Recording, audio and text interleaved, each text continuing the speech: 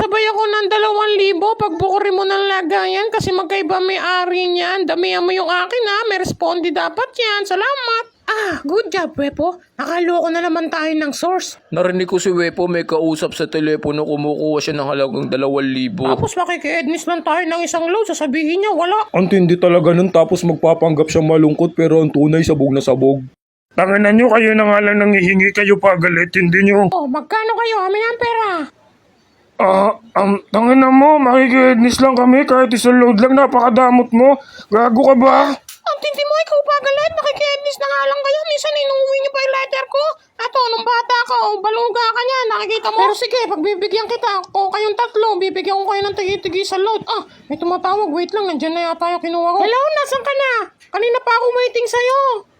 Ano, stop up, okay nang ina mo, 5 beses na yan.